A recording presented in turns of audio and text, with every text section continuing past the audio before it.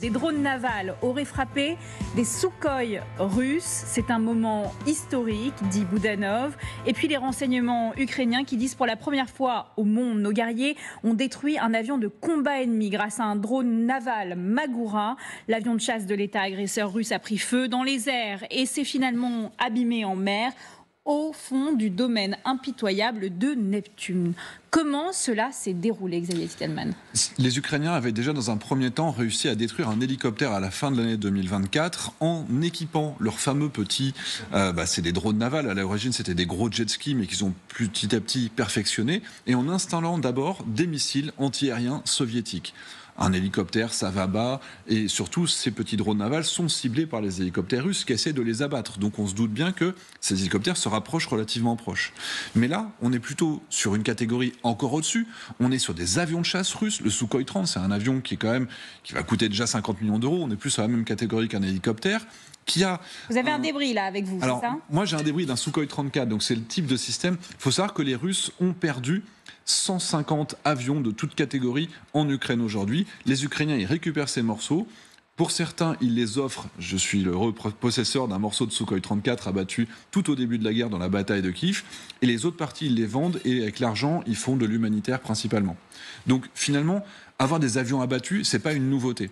Mais là, la grande nouveauté, c'est qu'on n'est pas avec un système terrestre lourd, on n'est pas avec un système air-air, on n'est pas sur un avion qui aurait été abattu au sol. C'est un drone naval sur lequel ils ont adapté des missiles anti-aériens guidés par infrarouge, et surtout que l'avion russe n'est pas capable de se protéger contre un système qui est finalement relativement basique. Capable de le détecter cependant ou pas? A priori, ils sont capables de détecter, les avions russes, de détecter un départ. Alors ça, tous les avions du monde, ils ont des détecteurs avec des sortes de...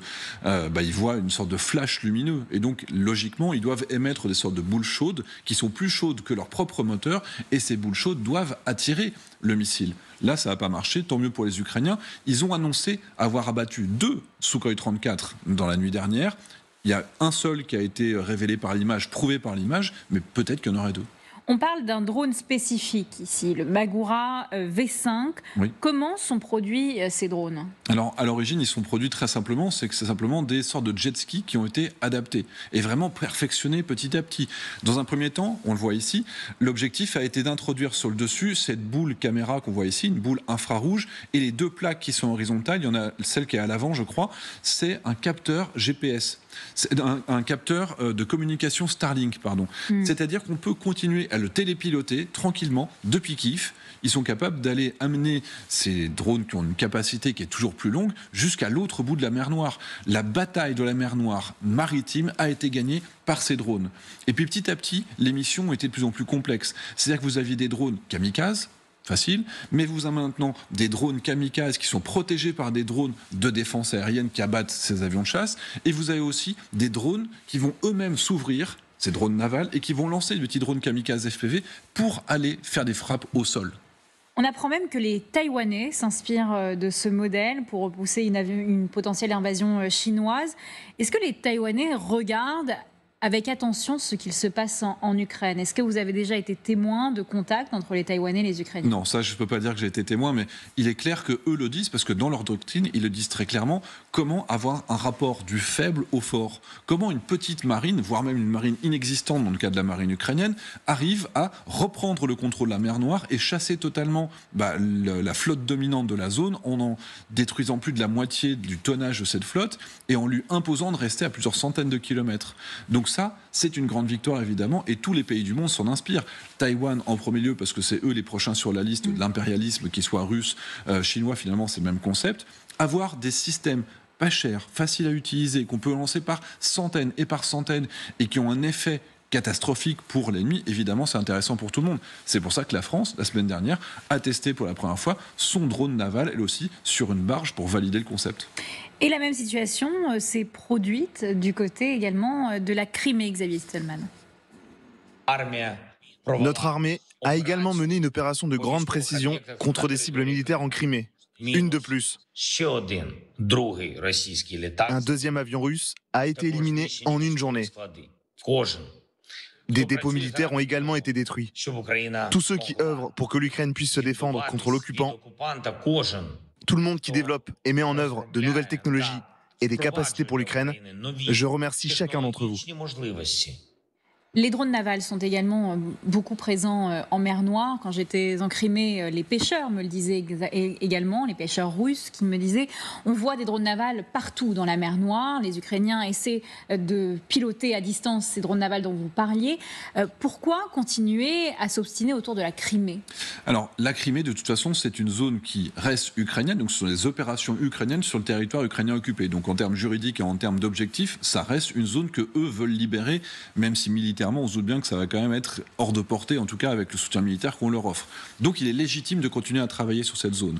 Notamment les bombardements qu'ils ont faits avec leurs drones, là c'est des drones aériens dans ce cadre-là, ça a été par exemple sur les bases de Saki, 2 bases aériennes russes qui sont sur la Crimée et desquelles décollent les avions de chasse qui vont aller attaquer toute la zone de Kherson et toute la zone de Zaporizhzhia. Les aéroports russes dans la zone sont tellement bombardés que les Russes ont déjà dû évacuer une partie de leurs avions, notamment les Sukhoi 35 qui font de la défense aérienne. Il reste quelques appareils au sol. Mais si ces avions doivent partir aussi, à ce moment-là, vous serez obligé de décoller de beaucoup plus loin, de l'autre côté de la mer d'Azov, et votre vol qui était à seulement 150 km pour faire du bombardement, vous êtes désormais obligé de faire 300-400 km. C'est-à-dire que vous êtes obligé de faire 2 fois moins de missions sur une journée. Et donc, logiquement, plus ils arrivent à faire reculer les Russes de Crimée, moins ils vont subir eux-mêmes de bombardements de la part de l'aviation russe. Frapper également le Donbass, c'est un des objectifs prioritaires à l'heure actuelle, avec notamment des frappes de l'armée de l'air ukrainienne. Regardez ces mots de l'état-major ukrainien, coup réussi. Il a été confirmé que l'armée de l'air des forces armées ukrainiennes a mené une frappe dévastatrice sur le poste de commandement de la 6e division de fusiliers motorisés de l'ennemi à Bakhmout. Le Donbass est-il toujours à portée de main des Ukrainiens? Alors, il y a toujours des combats dans la zone et les Russes, il leur manque toujours un tiers de l'oblast de Donetsk, qui est l'oblast du sud dans la région du Donbass. Donc à la vitesse actuelle, il leur faut plus de 3 à 4 ans pour espérer pouvoir un jour conquérir ne serait-ce que le Donbass. Donc on sait que c'est inabordable étant donné les difficultés et la progression russe qui a encore ralenti, divisé par 4 depuis l'année dernière. C'est-à-dire qu'ils progressent encore plus difficilement que par le passé et évidemment les combats continuent. Et plus les Ukrainiens vont être capables de taper dans la profondeur sur des objectifs stratégiques et notamment des postes de commandement, des centres logistiques, des dépôts de munitions, des dépôts de carburant, des dépôts de véhicules. Effectivement, c'est tout ça en moins qui va permettre aux Russes de travailler correctement. Et là, ce qui est intéressant, c'est que c'est l'aviation, l'armée de l'air. C'est pas un missile qui a été tiré à 300 km de distance. Ça veut dire que les avions ukrainiens peuvent se permettre de s'approcher à quelques dizaines de kilomètres du front pour eux-mêmes larguer des bombes planantes, 200, 500 kilos d'explosifs, notamment les bombes françaises A2SM, et qui vont être capables de taper jusque sur la zone qui est un petit peu plus au nord ici, au niveau de Bakhmout. Ce qu'il ne faut pas l'oublier, Bakhmout, c'est une victoire à la Pyrrhus de mai 2023, si je ne dis pas de bêtises. 2 ans plus tard, ils ont avancé de 7 kilomètres. Donc les Russes, finalement, la ville de Bakhmout reste tout à fait à portée de l'aviation ukrainienne. L'armée ukrainienne souhaite également continuer de frapper en territoire russe et pour le moment, il nie toute fin d'opération à Koursk. Nous continuons d'opérer sur le territoire des régions de Koursk et de Belgorod également. La Russie continue de rejeter un cessez-le-feu complet et durable. Tous nos partenaires sont déjà fatigués. Nous défendons nos positions et agirons en conséquence, tant en première ligne et dans nos actions sur le territoire russe. Pourtant, les Russes crient victoire à Koursk. Qui a tort, qui a raison dans cette histoire? Globalement, les Russes ont récupéré 99% de ce que les Ukrainiens avaient envahi à partir du mois d'août. Mais idéologiquement, le fait que les Ukrainiens continuent à avoir un pied sur le sol russe, évidemment, c'est une grande victoire idéologique. À la base, personne ne croyait même que les Ukrainiens tiendraient jusqu'à l'élection de Donald Trump.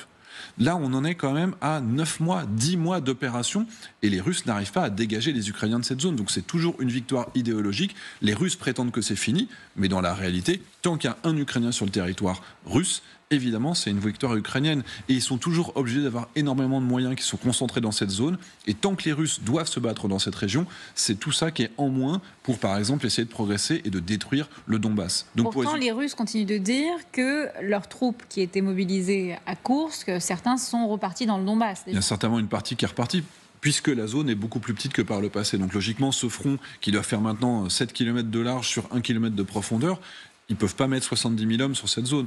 Mais que les Russes annoncent une victoire qui n'a pas lieu, ce n'est pas la première fois. La ville de Toretsk, ils ont annoncé la prise de la ville de Toretsk au début du mois de février. Et aujourd'hui, elle est toujours libre à 60%. Elle est détruite à 100%, mais elle n'est prise qu'une petite partie de la part de la Russie. Donc il y a toujours une distinction à faire entre ce qu'annoncent les Russes et la réalité du terrain qui est prouvée par l'image jour après jour. En parlant de perturber le territoire russe, les Ukrainiens n'excluent pas de perturber le fameux défilé du 9 mai.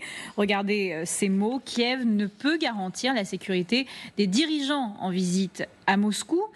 Avec toute la sécurité qu'il y a à Moscou autour de ce défilé, est-ce que les Ukrainiens peuvent, et j'ai envie de dire, veulent déstabiliser ce défilé du 9 mai? Est-ce que réellement il y a un objectif dans tout cela? Ce ne serait pas la première fois déjà, ne serait-ce que par la crainte d'avoir notamment un avion qui aurait été abattu pendant ce défilé. La Russie avait annulé tous les défilés aériens de la totalité du pays sur le 9 mai il y a 2 ans. Alors qu'ils avaient prétendu que c'était un problème météo, mais évidemment c'était complètement faux. Donc ils savent très bien que les Ukrainiens peuvent passer simplement un missile tiré depuis l'épaule, comme par exemple le Starstreak, qui est avec un guidage laser que les Russes ne savent pas empêcher en réalité. Et donc ça, c'est des missiles très très performants et ils n'auront jamais la certitude qu'il n'y a pas dans une cave, dans un champ à 50 km à l'est ou à l'ouest de Moscou, quelqu'un qui pourrait leur tirer dessus. Donc il y a cette crainte. Pourquoi n'y arrive-t-il pas avec ce fameux dispositif? Parce qu'il y a quand même une porosité sur les frontières. On sait très bien que les Ukrainiens ont réussi à faire des opérations sur le sol russe en organisant par exemple des attaques ciblées sur des généraux russes qui ont été tués d'une manière qui était tout à fait efficace et légitime. Donc on sait très bien qu'on peut continuer à avoir des systèmes de défense aérienne, y compris russes, qui auraient pu être détournés par une partie des militaires qui sont opposants. Donc il y a toujours cette idéologie derrière.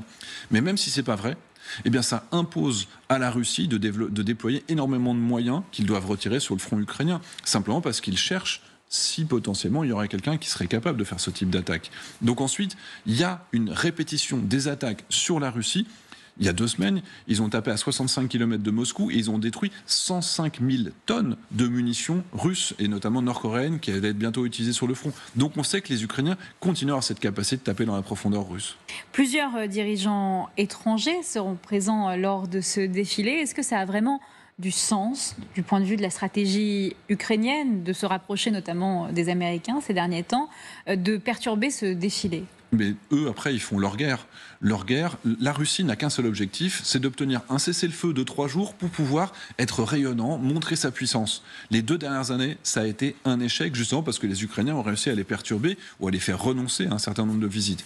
Après, quand on regarde ce 9 mai, au début, il devait y avoir quand même le président serbe, des représentants hongrois. Finalement, les 2 prétendent qu'ils sont malades. Voilà, il y a eu les malades au dernier moment. Modi devait venir, finalement, c'est son ministre de la Défense, puis finalement, il vient de déléguer à un sous-chef. Le président de la Biélorussie vient de dire « je ne suis pas sûr de pouvoir être à l'heure ». Donc, en gros, il y aura le chinois et il y aura le brésilien, mais ce ne sera pas le rayonnement qui était prévu à l'origine, même si, effectivement, ils arrivent à faire une parade avec 100 000 hommes. Ils peuvent toujours le faire, ça ne changera pas.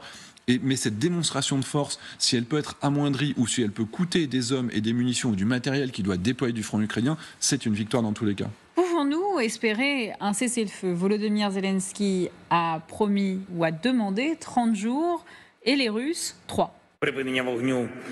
Nous pensons qu'un cessez-le-feu est possible à tout moment, même dès aujourd'hui, et qu'il devrait durer au moins 30 jours pour donner une réelle chance à la diplomatie. Par exemple, ces derniers jours, ils ont affirmé vouloir un cessez-le-feu partiel. Mais il faut savoir que le nombre d'attaques ces derniers jours a atteint son plus haut niveau depuis des mois. Ils ont mené plus de 200 attaques. Nous ne les croyons donc pas. Des provocations sont possibles et cela dépend des Russes. Si quelqu'un les croit encore, qu'il les teste.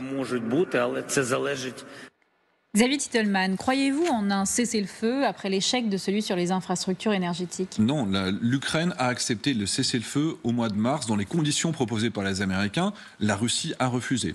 Puis ensuite, au moment de Pâques, la Russie a proposé un cessez-le-feu justement pour cette fête de Pâques. Et c'est eux qui l'ont violé. C'est-à-dire qu'ils annoncent ce cessez-le-feu, une demi-heure après, il y a des avions qui décollent pour faire des bombardements dans lesquels ils ont fait des dizaines de blessés et quelques morts. Là, cette proposition de cessez-le-feu qui tombe juste au moment où ça avantage les Russes, évidemment, c'est encore une fois, peut-être que pour une fois ils la respecteraient parce que c'est à leur avantage encore une fois. Donc les Ukrainiens disent, si vous êtes capable de faire un cessez-le-feu de 3 jours, faisons un cessez-le-feu de 30 jours. si les Russes refusent, il est légitime que les Ukrainiens refusent ce cessez-le-feu, parce qu'encore une fois, il ne sera que à l'avantage des Russes. Les Russes, depuis 2014, même avant, ils violent systématiquement tous les cessez-le-feu qui sont proposés. Les accords de Minsk, dès le lendemain de l'entrée en vigueur du cessez-le-feu, les Russes attaquent. Et ils finissent en 2015 par prendre l'aéroport de Donetsk. Donc les cessez-le-feu proposés par les Russes et acceptés par les Russes, ils ont tous été violés en Ukraine depuis maintenant plus de 10 ans. Xavier Tettelmann, vous vous rendez souvent sur le terrain. À l'instant T, quand on regarde l'armement des Ukrainiens, combien de temps peuvent-ils encore tenir ? À la vitesse actuelle, j'ai envie de dire, il n'y a pas de limite. La question n'est pas le matériel. La question est notre soutien à nous, qui est plus économique que matériel aujourd'hui. Plus de 50% de l'armement qui est utilisé, qui est perçu par l'armée ukrainienne chaque jour, il est produit localement. Et ils me le disent dans les usines, si on avait plus d'argent, on pourrait produire encore davantage. Quand la France a réussi à produire 8 canons César par mois, ils en sont à 30 canons équivalent le Bogdana ukrainien. Donc attendez, c'est très important ce que vous dites et j'aimerais le souligner. Vous dites très clairement que le problème, c'est pas les stocks des pays occidentaux en fait, c'est juste de l'argent. Les stocks ont déjà été fournis. On ne peut plus descendre en dessous de ce qui a été déjà donné à l'Ukraine dans tous les pays européens. Il reste très très peu de stocks, à part aux États-Unis qui ont des stocks pléthoriques, qui pourraient donner 2000 chars juste de ce qu'ils ont en réserve. Ils en ont donné 31. Donc la réserve aux États-Unis, elle existe. Mais tout ce qui arrive en Ukraine aujourd'hui, c'est de la production. Et c'est de la production, par exemple, aujourd'hui, on fournit plus d'obus à l'Ukraine que ce qu'on avait quand on fournissait et qu'on cherchait des stocks partout dans le monde. Donc vous voulez dire que l'excuse ne tient plus en fait pour certains. Aujourd'hui, si on se limite à leur fournir notre production, les Ukrainiens peuvent tenir ad vitam. Il faut que notre production augmente aussi vite que la production russe, évidemment. Si les Russes font x2 dans un domaine, par exemple, pour tirer des missiles, il faut qu'on fasse x2 dans la défense qui va être fournie aux Ukrainiens. Mais il n'y a aucun moyen d'avoir un effondrement militaire d'une des deux armées. Il faut être clair aujourd'hui. Si le rapport de force continue à évoluer tel qu'on le voit aujourd'hui, il y a des souffrances dans les deux camps. Il y a un front qui est quasiment gelé, qui ne va pas évoluer. Mais les Ukrainiens progressent de telle manière qu'aujourd'hui, ils sont capables de faire face aux Russes. Ils dominent toujours dans les drones. Depuis le début, ça a toujours été le cas. Et cette domination se renforce. Ils sont aujourd'hui quasiment à parité dans l'artillerie, sauf qu'ils ont une artillerie qui vise beaucoup mieux. Donc globalement, c'est quand même aussi à leur avantage. Ils ont l'infériorité dans l'aviation, ce qui fait que les Russes peuvent continuer à bombarder et utiliser leurs bombes planantes. Mais les Ukrainiens ont trouvé le moyen de brouiller ces bombes planantes pour qu'elles ne tombent pas au bon endroit. Donc les Russes les réorientent sur les villes plutôt que sur les sites militaires, par exemple sur des tranchées. Donc globalement, plus ce temps passe, moins on a l'impression que la Russie sera capable de progresser. Et je rappelle que sur toute l'année 2024, en ayant perdu 400 000 hommes, ils ont progressé de 4000 km², c'est-à-dire un petit département français. Pourtant, la majorité des analyses diplomatiques continuent de dire s'il y a un arrêt de l'aide américaine, ce serait une catastrophe pour l'Ukraine. Regardez ces mots de l'ancien chef de la CIA qui dit très clairement « Nous avons donné à l'Ukraine suffisamment d'armes pour qu'elle saigne, pas pour qu'elle gagne ». Oui. Croyez-vous à une fin de l'aide américaine après cet accord sur les minerais ? Que vous disent les Ukrainiens ? Non, alors là, c'est même plutôt le constat contraire qu'on peut faire. Enfin, les Américains sont contents. Trump peut afficher qu'il a eu une victoire. Et donc, quelques jours plus tard, on voit qu'il y a une sorte d'ouverture pour de nouveau soutenir les Ukrainiens. Pour une sorte de justification, en fait. C'est les autoriser à acheter du matériel. Et il y a plus de 300 millions de dollars de matériel qui est lié au F-16 qui va pouvoir être transmis par les Américains. Mais 300 millions de dollars, un avion coûte peut-être 50 millions de dollars. Et sachant qu'ils ne vont pas recevoir d'avions neufs, ça voudrait dire éventuellement qu'ils auraient des meilleurs radars ou alors des missiles à plus longue portée. Donc finalement, cet accord, ce qui en découle, c'est que l'aide américaine est plus forte maintenant que depuis le début de l'élection de Donald Trump. C'est-à-dire que le flux qui devait être continué après le départ de Biden, il a un petit peu freiné à un moment et maintenant ils font quasiment x2. Pourquoi ? Parce que c'est une sorte d'échange de bons procédés ? Je pense qu'il y a un rattrapage de ce moment où ça a été un petit peu plus lent. Et donc les Ukrainiens reçoivent beaucoup plus et on voit par exemple le flux des avions qui arrivent. Il y a des nouveaux équipements comme par exemple ces F-16 sous bâche. On reconnaît, alors en plus ils ont volontairement mis une bâche qui est vraiment très serrée pour qu'on reconnaisse par la forme que c'était des avions de chasse américains qui sont livrés avec des avions, des vols directs depuis les États-Unis jusqu'à la frontière polonaise-ukrainienne. Et on a maintenant, avant-hier, la signature pour avoir 350 millions de matériel. Donc oui, très clairement, Donald Trump fait peut-être enfin ce qu'il avait promis de faire, c'est-à-dire soutenir l'Ukraine plus qu'elle ne l'a été par le passé. et fournir à l'Ukraine les moyens militaires de contraindre la Russie d'abandonner son objectif de la conquérir. En tous les cas, la guerre en Ukraine a poussé ses alliés à repenser leur modèle. Un rapport parlementaire a été publié sur l'artillerie française. Voici les mots des députés en charge de ce rapport. La France ne dispose pas de réserves suffisantes pour soutenir durablement un effort d'artillerie intensif. À l'heure actuelle, les stocks permettent de tenir quelques semaines au mieux. Et puis sur les stocks, les délais de fabrication et de livraison des munitions complexes peuvent atteindre plusieurs mois, voire plusieurs années. Pourquoi n'avons-nous pas de stock disponible, Xavier Titelman ? Parce qu'on n'était pas censé avoir de guerre de haute intensité, parce qu'on était limité à taper sur des terroristes dans le Sahel, et qu'avec ça, il suffisait d'avoir 2-3 canons et puis 5-6 obus par jour, et c'était suffisant. Mais là, on a les canons français qui tirent en Ukraine, qui tirent plus d'une centaine de coups par jour pour certains. Et donc, logiquement, on avait un stock qui était adapté aux guerres qui étaient prévues. Et malgré tout ce que les militaires ont pu dire depuis maintenant en France, depuis une dizaine d'années, on n'a jamais même préparé une éventuelle accélération. On a commencé à le faire en 2022, on voit enfin des résultats. Mais l'Ukraine, qui perçoit des millions d'obus européens et américains chaque année, évidemment, ça, c'est la réalité du terrain pour une guerre de haute intensité. S'il fallait soutenir le front ukrainien et avoir, nous, aussi besoin de ces obus, par exemple, pour un front pour défendre les pays baltes, on n'est pas capable de fournir les deux, et de continuer à fournir l'Ukraine, et d'être capable d'avoir notre propre armée qui aurait le nombre d'obus équivalent. C'est donc là où il faut repenser le modèle. On l'a vu, l'armée de terre va inaugurer sa première arène de combat de drones. Cette arène d'infrastructure unique et entièrement sécurisée permettra de former instructeurs et télépilotes dans des conditions optimales, notamment grâce à des entraînements avec des drones FPV Racer. Didier François, qui est actuellement à Kiev, me disait que 80% de la ligne de front était défendue par des drones désormais en Ukraine. C'est quoi l'avantage de ces drones ? Est-ce qu'on s'y met trop tard aussi en France ? Alors, on s'y met trop tard, ça c'est une certitude. En 2019, au Salon du Bourget, vous aviez des drones kamikazes FPV qui étaient disponibles. En 2017, l'État islamique utilisait des drones kamikazes FPV en Irak. Donc ça, c'est pas une nouveauté en réalité. Ceux qui suivent le dossier, tout le monde est convaincu qu'il fallait ces systèmes. Et on s'y est mis de manière anecdotique. L'armée de l'air avec le CPA-10, ils ont fait travailler l'UTC de Compiègne pour qu'ils développent des petits drones ponctuellement. Mais on ne l'a pas massifié, alors que les Ukrainiens, depuis 2014, ils y ont travaillé. Et ils arrivent à une industrialisation qui est aujourd'hui absolument colossale. Plus de 10 000 drones kamikazes qui sont utilisés chaque jour sur le front, plus tous les autres gros drones qu'on voit ici. Là, on est sur un gros drone de transport, une capacité de 40 kg à peu près. Il y a 2 semaines, j'ai passé une nuit avec les opérateurs de ces drones dans les tranchées, juste au nord de Sloviansk, dans le Donbass. Donc nous, de notre côté, on n'a pas développé cette masse. Mais la masse intéressante, c'est qu'un petit drone kamikaze FPV coûte 10 fois moins cher qu'un obus. Et que c'est quasiment un coup au but dans 3 coups sur 4. Et on peut vraiment se poser la question de l'efficacité de l'artillerie dans ces cas-là, dans ces combats de haute intensité. Est-ce que c'est complémentaire ? C'est quoi C'est tout à fait complémentaire. Un obus d'artillerie, c'est 30-40 kg d'explosifs. Un drone kamikaze FPV, c'est 2 kg. Alors quand vous ciblez des hommes individuels ou des véhicules peu protégés, vous pouvez utiliser des FPV à 100%. Par contre, votre artillerie, ça va être dans des positions fixes, des bunkers. Quand on a trouvé d'où partent ces drones kamikazes russes, ils partent depuis un petit bunker enterré. Vous mettez 2-3 obus au même endroit, exactement sur ce bunker. Évidemment, vous allez le détruire. Et vous ne pouvez pas le détruire avec des drones kamikazes FPV. Donc il y a vraiment une complémentarité des deux. Et le deuxième élément, c'est que l'observation qui se fait avec les drones qu'on voit ici d'ailleurs, des drones d'observation avec les ailes fixes qui vont être capables de voler jusqu'à une vingtaine d'heures, ces drones d'observation, eux, ils vont voir les offensives russes qui vont se préparer. Une demi-heure à l'avance en général, en tout cas c'est ce qu'ils me disent. Et à ce moment-là, quand les Russes arrivent, on leur envoie des FPV, on leur envoie de l'artillerie. Et si jamais ils arrivent à passer ces 2 barrages, là, c'est les hommes qui sont dans les tranchées qui vont devoir finir le travail avec au fusil. Voilà. Mais donc, on a vraiment cette complémentarité. L'objectif, c'est que la ligne 0, c'est-à-dire les hommes qui tiennent la ligne de front, n'aient jamais à être confrontés aux Russes parce qu'on les a arrêtés avec les FPV. Nous continuons d'innover tout de même dans l'artillerie avec notamment le Foudre, ce lance-roquettes multiple français qui vient concurrencer par surprise le HIMARS américain. En quoi cette annonce fait rentrer la France dans une nouvelle dimension, Xavier Titelman ?